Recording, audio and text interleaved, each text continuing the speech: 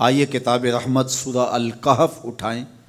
اللہ تعالیٰ نے ایک واقعہ بیان کیا ہے حضرت موسیٰ اور حضرت خضر علیہ السلام کا، کہ حضرت موسیٰ علیہ السلام عزم مصمم کر کے جب چلے تو اللہ فرماتا ہے کہ ہم نے حضرت موسیٰ علیہ السلام کو جس بندے کی نشانی بتائی تھی وہ بندہ ان کو وہاں مل گیا۔ سفید چادر اوڑھے حضرت خضر علیہ السلام وہاں لیٹے ہوئے تھے، تو یہ جا کے ان کے پاس کھڑے ہو گئے کہ حضرت میں آپ کی خدمت میں اس لیے آیا ہوں کہ اللہ نے آپ کو جو خصوصی علم عطا کیے ہیں میں ان کو سیکھنے کی غرض سے آپ کی چوکھٹ پہ آیا ہوں۔ کہا تم میرے ساتھ صبر نہیں کر پاؤ گے، معاملے مشکل ہیں، سفر دشوار ہے، منزل کٹھن ہے، اور میرے معاملات ایسے ہیں کہ تم اعتراض کرو گے اس کے بغیر تم رہ نہیں سکتے۔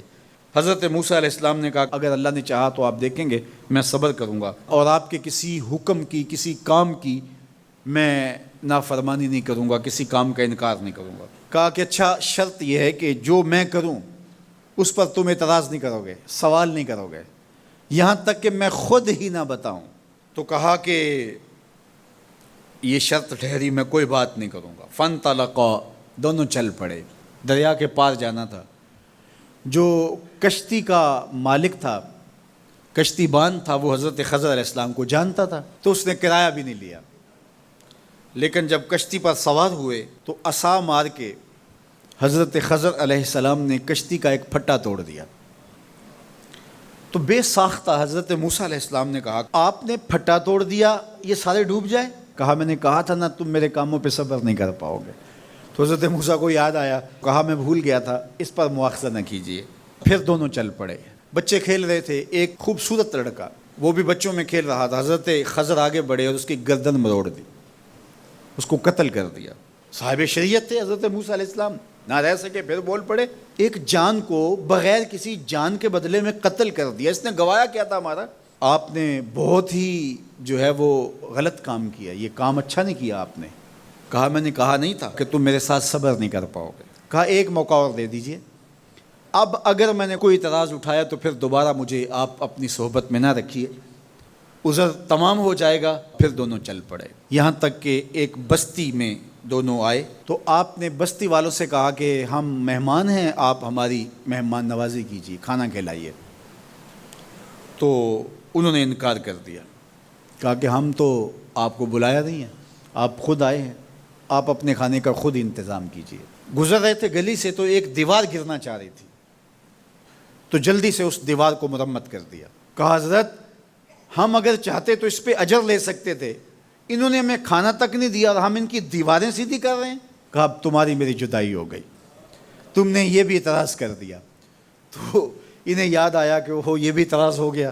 اب میں تمہیں بتاتا ہوں کہ یہ 3 کام میں نے کیوں کیے۔ اللہ اکبر۔ اب سنیے، قرآن ہمیں بتاتا ہے کہ ظاہری علم بھی ہوتا ہے لیکن کوئی باطنی علم بھی ہوتا ہے۔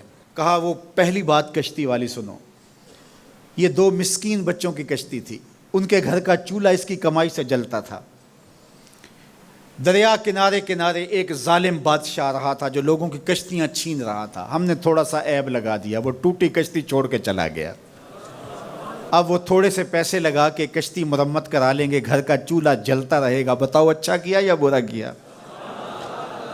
کہا رہی بات اس بچے کی جس کو ہم نے قتل کیا، اس کے ماں باپ مومن تھے، نیک تھے، صالح تھے، بچے نے بڑا ہو کے بہت برا ہونا تھا، ہم نے اس کو قتل کر دیا، اللہ اس کے بدلے ان کو بہتر اولاد دے گا۔ علماء تفسیر نے لکھا ہے اس بچے کے بدلے میں اللہ نے ان والدین کو ایک بیٹی عطا کی جس کی نسل سے 70 نبی پیدا ہوئے۔ دیوار کی کہانی بھی سن لیجئے، یہ شہر کے 2 یتیم بچوں کی دیوار تھی اور اس کے نیچے ان کا خزانہ تھا اور ان کا باپ بڑا نیک تھا۔ خزانہ دیوار کے نیچے ہے، دیوار گرنا چاہ رہی ہے، کسی معمولی دھکے سے گر جاتی۔ 2 ہی صورتیں تھیں، یا وہ بچے خود اپنا خزانہ اٹھا لیتے یا لوگ اٹھا کے لے جاتے۔ لوگ اٹھا کے لے جاتے پھر بھی ہاتھ میں کچھ نہ آیا، اور اگر وہ خود اٹھا لیتے تو بچے ہیں، بچپنے کی وجہ سے وہ اس کو اڑا دیتے۔ تو ہم نے اس کے اوپر دیوار کھڑی کر دی، جب تک وہ اس قابل نہیں ہو جاتے کہ یہ خزانہ نکال کے اس کو صحیح مصرف پہ لگا سکیں، اتنی دیر تک دیوار گرے گی نہیں۔ اللہ اکبر۔ وہ کسی وجہ سے دیوار قائم رہے گی، اور جب وہ اس عمر کو پہنچ جائیں گے جس عمر میں وہ اس خزانے کو سنبھال سکیں گے تو پھر دیوار خود بخود گر جائے گی اور یہ خزانہ نکال کر کے اپنے کام پہ لے آئیں گے۔ میں جب پہلی مرتبہ اس کو جو ہے وہ غور کے ساتھ تلاوت کیا تو مجھے یہ لگا کہ اس کا انطباق پاکستان کے حالات پہ بھی ہو سکتا ہے، اس لیے کہ یہ بھی یتیموں کا سرمایہ ہے۔ کتنے یتیم روتے بلکتے رہ گئے اور ان کے سر سے جو ہے وہ سائے اٹھ گئے اس وطن کے لیے، لیکن میرے مالک نے اس ملک کے خزانوں پر گہرے پہاڑ اور بڑی بڑی دیواریں کھڑی کر دی ہیں۔ جب تک یہ قوم بلوغت تک نہیں پہنچے گی اتنی دیر تک وہ خزانے ظاہر نہیں ہوں گے، اور جب یہ قوم اپنی بلوغت تک پہنچے گی، شعوری بلوغت، فکری بلوغت، علمی بلوغت، اور رب سے جو وعدہ کیا تھا پاکستان کا مطلب کیا، لا الہ الا اللہ، جب اس بلوغت تک یہ پہنچ جائے گی، اس وعدے کی تکمیل ہوگی، پھر رب دیوار ہٹا دے گا اور پاکستان کو اللہ اتنے خزانے دے گا اور پاکستان ایسا مالا مال ہوگا دنیا دیکھنے آئے گی انشاءاللہ۔ اس لیے رب نے دیواریں بنا کے رکھی۔ تمہارا باپ معین الدین چشتی بڑا نیک تھا، تمہارا باپ داتا گنج بخش علی حجویری بڑا نیک تھا، تمہارا باپ حضرت مجدد الف ثانی بڑا نیک تھا، ان کی وجہ سے میں دیواریں کھڑی کر رہا ہوں اور مضبوط حصار لگا رہا ہوں تمہارے خزانوں پر، اور وہ وقت آئے گا جب تم بلوغت کی عمر کو پہنچو گے دیواریں ہٹ جائے گی اور تمہارا وطن زمانے پہ مہکتے پھول کی طرح اور چمکتے ستاروں کی طرح اور روشن آفتاب کی طرح چمکتا اور مہکتا دکھائی دے گا، اور زمانہ پاکستان دیکھنے آئے گا، پاکستان دنیا کی قیادت کرے گا انشاءاللہ۔ تو کہا یہ تعویل ہے ان باتوں کی جو باتیں میرے رب نے مجھے بتائی، اور یہ میں نے اپنی مرضی سے نہیں کہیں، اور جو میں نے کیا اپنی مرضی سے نہیں کیا۔ تو یہ باطنی باتیں ہیں، شاید یہ باطنی باتوں کے جوش میں یہ بات بھی میں کر گیا۔ وہ کیا کسی نے کہا تھا کہ بھری محفل میں ایک راز کی بات کہہ دی، بڑا بے ادب ہوں سزا چاہتا ہوں۔ ایک مخلوق وہ ہے کہ جو خاشات کے سائے میں جیتی ہے، پروان چڑھتی ہے، بڑھتی ہے، وہ بہائم ہیں، اور ایک مخلوق وہ ہے کہ جن کی تسبیح، ذکر، سجدہ اور قیام ہی غذا ہے، اور یہ تیسری مخلوق حضرت انسان ہے کہ اب یہ اس دوراہے پہ کھڑی ہے، چاہے لڑک کے ادھر چلی جائے، چاہے پرواز کرے تو فرشتوں سے بھی آگے گزر جائے۔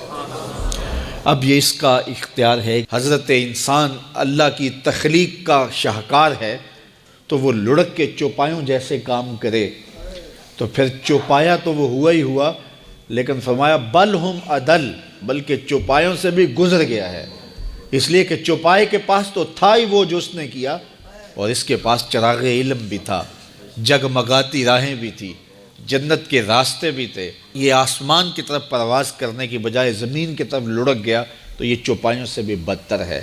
اور اگر یہ دوسرا راستہ جو کہکشاؤں سے بھرا ہوا راستہ ہے، نور و نکھت سے سجا ہوا راستہ ہے، اس خیر کی راہ پہ گامزن ہوتا ہے، تو پھر فرشتے بھی اس کی قسمت پہ رش کرتے ہیں، پھر فرشتوں سے بھی آگے گزر جاتا ہے۔ یہ اللہ تعالیٰ نے ہر طرح سے راہیں اس کے لیے اجال دی ہیں، فطرتاً بھی اور انبیاء اور رسل کے ذریعے بھی، کتب کے ذریعے بھی، صحیفوں کے ذریعے بھی، مصلحین کے ذریعے سے، عقل و فہم جو دیا گیا اس کے ذریعے سے۔ یعنی انسان کے لیے کوئی شک والی بات نہیں کہ اسے پتہ نہ ہو کہ یہ راستہ خیر کا ہے اور یہ راستہ شر کا ہے، یہ اس کو اچھی طرح آگہی دی گئی۔ جب کوئی چوری کرنے لگتا ہے، دیوار پھلانگتا ہے، اس کا دل دھڑکتا ہے، یہ اللہ تعالیٰ کی طرف سے وارننگ ہوتی ہے کہ تو غلط کام کرنے جا رہے ہیں۔ جب کوئی ڈاکہ مارنے لگتا ہے، ناکہ لگا کسی کو روکتا ہے، تو اس کا دل ڈرتا ہے کہ تو جرم کر رہا ہے۔ جب بدکاری کو کرنے لگتا ہے تو اس کا دل ڈولتا ہے کہ تم غلط کام کرنے جا رہے ہو۔ جب کوئی کسی کو قتل کرنے لگتا ہے تو جب وہ مقتول پہ حملہ آور ہوتا ہے تو دل ڈولتا ہے کہ تم غلط کر رہے ہو۔ حتیٰ کہ دیوار رکھتے ہوئے ہمسائے کے 2 انچ بھی دبانے لگے تو دل ڈولتا ہے کہ تم غلط کر رہے ہو۔ یہ جو تیز تیز دل دھڑکنے لگتا ہے گناہ کرتے ہوئے، تو یہ اللہ کی طرف سے اسے بتایا جا رہا ہوتا ہے کہ تم غلط کر رہے ہو۔ حضور سے پوچھا گیا کہ ایمان کیا ہے؟ فرمایا جب نیکی تجھے خوش کر دے اور گناہ تجھے دکھی کر دے، فانت مومن، تو تو مومن ہے۔ تو کسی کو پوچھنے کی بجائے اپنے اندر سے بھی فتویٰ لیا جاتا ہے، اندر ہی بتاتا ہے کہ اچھائی کیا ہے، اندر ہی بتاتا ہے کہ برائی کیا ہے۔ اب وہ کس راہ پہ چلے گا؟ میرے حضور نے فرمایا جنت کا راستہ مشکل اور کٹھن ہے، اور جو جہنم کا راستہ ہے وہ آسان اور آراستہ ہے، شہوات سے سجا ہوا راستہ ہے۔ اب تمہیں پتہ ہے کہ انجام کیا ہے اور تمہیں اختیار دیا گیا ہے۔ بعض لوگ اختیار کو اللہ کی رضا سمجھ لیتے ہیں، تو یہ بات جانیے کہ اللہ کی رضا میں اور اس کی مشیت میں بڑا فرق ہے۔ بعض لوگوں کی رسی اللہ نے دراز کی ہوتی ہے تو لوگ کہتے ہیں اللہ راضی نہیں ہے تو ایسا کیوں ہے، یہ کون سی کہانی ہوئی؟ ظالم جابر لوگ تختوں پہ بیٹھ جاتے ہیں، مختلف حکومتیں سنبھال لیتے ہیں اور خلق خدا کی ناک میں دم کر دیتے ہیں، لوگ کہتے ہیں اللہ راضی نہیں ہے تو ایسا کیوں ہے، یہ کون سی بات ہوئی؟ تو یہ ہمارا ایک خود ساختہ کہا ہوا جملہ ہے۔ حقیقت میں کیا ہے کہ اللہ کی رضا اور ہے، اللہ کی مشیت اور ہے۔ یہ اللہ نے ہاتھ دیے ہیں، اللہ کی رضا یہ ہے کہ ان ہاتھوں سے اچھے کام کیے جائیں۔ آنکھیں دی ہیں تو ان آنکھوں سے قرآن مجید کی تلاوت کی جائے، اللہ کی قدرت کی نشانیاں دیکھی جائیں، لیکن ان آنکھوں کو شہوات سے بھر دیا جائے، ان ہاتھوں کو ظلم سے بھر دیا جائے تو اللہ روکتا نہیں ہے۔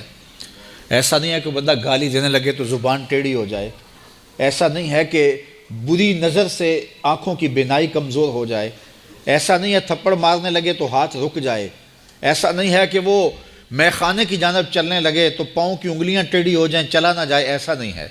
یہ اللہ کی مشیت ہے، اس نے قدموں میں طاقت رکھ دی، جدھر جانا چاہیں جائیں، اس نے اختیار بھی دیا ہے، لیکن یہ اس کا دیا گیا اختیار ہے، یہ اس کی مشیت ہے، لیکن اس کی رضا یہ ہے کہ یہ قدم اٹھیں تو مسجد کی جانب جائیں، یہ قدم اٹھے تو دکھیے کی مدد کے لیے جائیں، رزق حلال کمانے نکلیں، یہ زبان بولے تو قرآن کی تلاوت کرے، یہ لب کھلیں تو احادیث رسول کے نغمے ہوں، خیر خواہی کے کلمات ہوں، مخلوق خدا کی بہتری کی بات ہو۔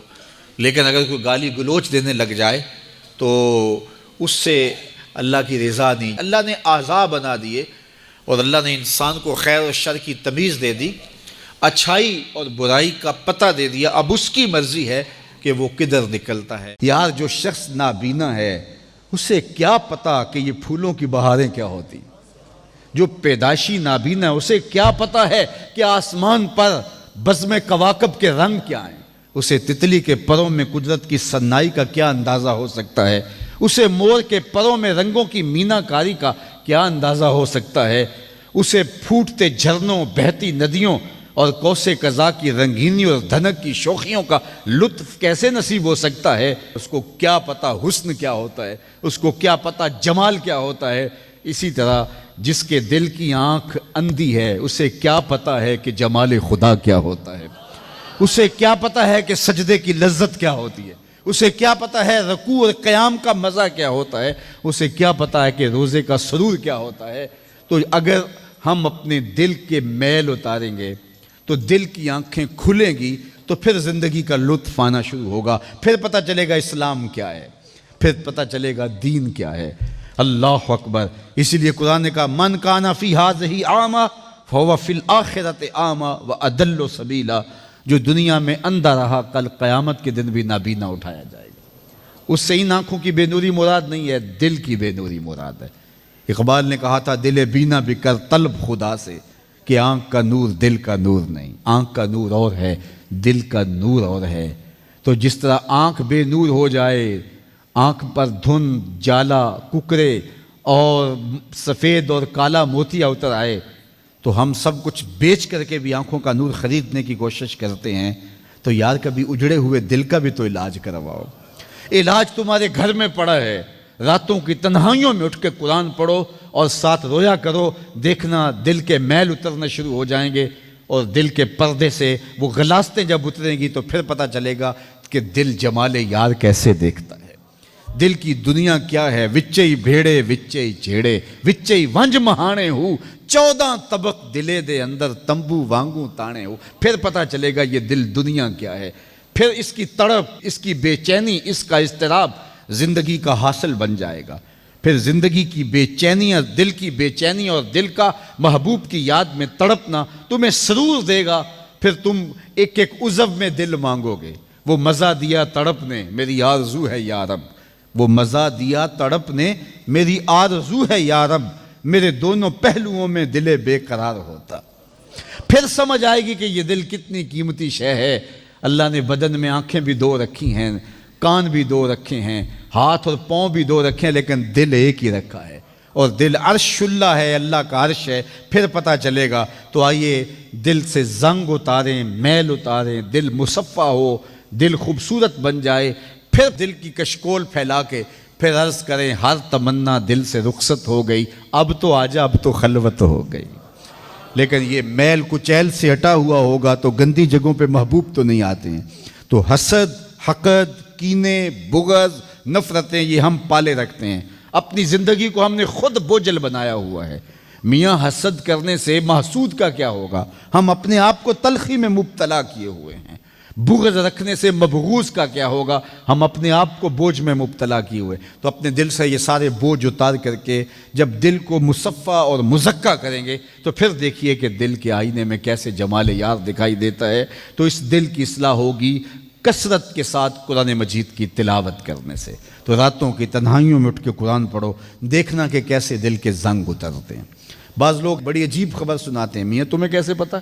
وہ کہتا ہے میں رات اچانک نیند نہیں آ رہی تھی تو ایک چینل کھولا تو اس میں یہ خبر چل رہی تھی، تو میں نے کہا تجھے نیند نہیں آ رہی تھی، تو نے چینل کھولا، کاش تو قرآن کھول کے بیٹھ جاتا، تجھے وہ دکھائی دیتا کہ تیرا اندر تیرا باہر روشن ہو جاتا۔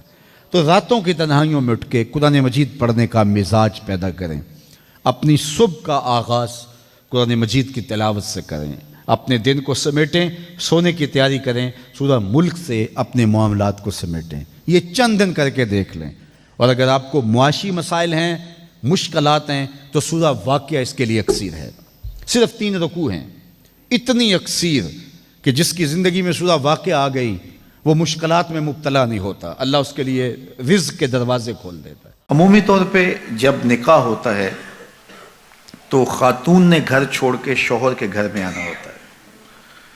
ایک تہذیب اس گھر کی تھی، ایک اس نئے گھر کی ہے، اس میں تھوڑا سا تفاوت ضرور ہوگا، خاندانوں کے فرق سے تھوڑا سا فرق یہ ہوتا ہے۔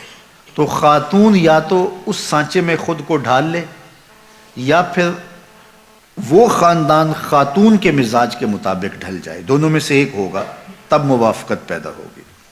جب خاتون کی یہ ضد ہوتی ہے کہ میں جو کلچر، جو تہذیب اور جو مزاج رکھتی ہوں، یا جو رسوم و رواج میرے میکے خاندان کے تھے وہ فائق ہیں، اور اس خاندان کو بھی وہی مجھ سے سیکھنے چاہیے اور اس کے مطابق چلنا چاہیے، تو پھر مشکل ہوتا ہے، اس لیے کہ اس ایک کے لیے 10 خاندان کے لوگ نہیں بدل سکتے۔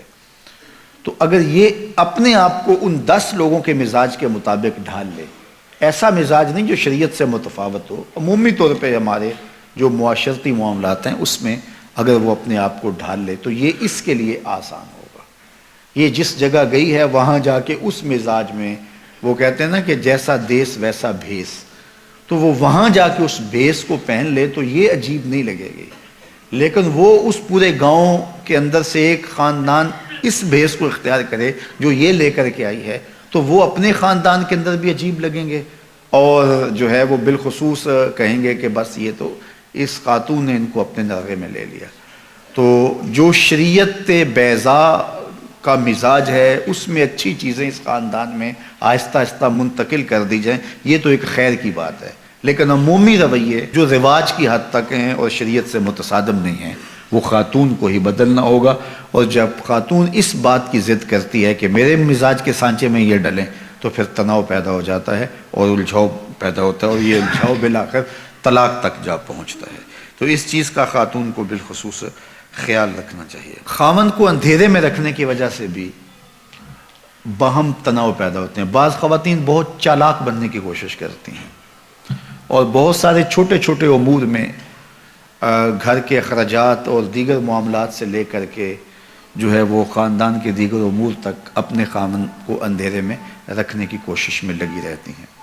ایسا ہوتا نہیں ہے، کچھ خاوند ایسے ہوتے ہیں جو ان کو کسی چیز کی سمجھ نہیں آتی ہے، لیکن عمومی طور پہ اکٹھے رہتے ہوئے یہ بات سمجھ میں آتی ہے۔ تو بعض تو کہتے ہیں کوئی بات نہیں، یہ ہوتا ہے، لیکن بعض کے اندر طبع کی سختی اتنی ہوتی ہے کہ اس کو پھر گوارا نہیں کر پاتے، اور پھر عورت اس عادت سے مجبور ہو کر پھر دوبارہ اسی کام پہ آتی ہے، اور پھر آہستہ آہستہ یہ اختلاف بڑھ جاتے ہیں اور کس دن طلاق تک بھی نوبت پہنچ جاتی ہے۔ اس لیے عورت کو کوئی ضرورت نہیں ہے کہ اپنے شوہر کو اندھیرے میں رکھے.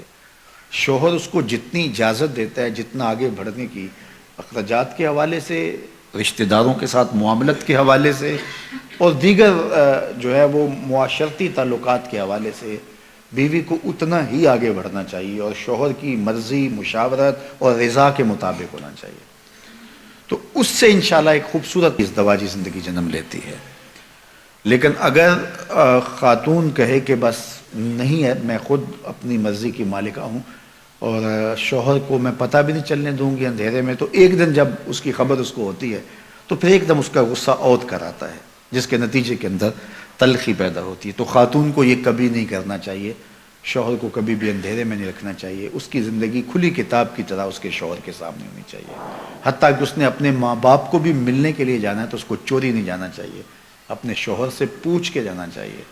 اور اگر وہ اجازت نہیں دیتا تو اس کے لیے بھی شریعت نے ضابطہ دیا ہے کہ ایک مدت اس کی مقرر کی ہے، اور اس میں بھی سسرال کے حالات کی مطابقت میں کہا ہے کہ جو ہے وہ جا سکتی ہے، لیکن وہ شام تک گھر پلٹ آئے گی. اگر وہ اس صورت میں ہے کہ شوہر بہت ظالم ہے، وہ جانے نہیں دیتا، تو ظاہر ہے کہ قطع تعلقی تو نہیں ہوگی، تو وہ ایک مخصوص مدت کے بعد جو ہے وہ جا سکتی ہے، لیکن شام کو پلٹ آئے گی. لیکن عمومی طور پہ ایسے ظالم شوہر تو کم ہی ہوتے ہیں، عمومی طور پہ تو جانے دیتے ہیں، تو ان کی اجازت کے بغیر. اب اگر کسی وجہ سے وہ کبھی روک دیں، بعض حالات ایسے ہوتے ہیں معروضی حالات، تو پھر بیوی کو رک جانا ہی اس کے لیے عافیت ہوتی ہے. آج کل تو دیگر ذرائع سے حال احوال جو ہے وہ میکے کے معلوم ہوتے رہتے ہیں، تو اس لیے یہ کہنا کہ بس تم مجھے روک نہیں سکتے ہو تو میں جاؤں گی، تو یہ چڑ اور ضد پیدا ہوتی ہے اس سے، اور جس سے جو ہے وہ دوری پیدا ہوتی ہے. تو یہ چیز بہت غلط ہوتی ہے، اور اس سے جو ہے وہ طلاق تک نوبت آتی ہے.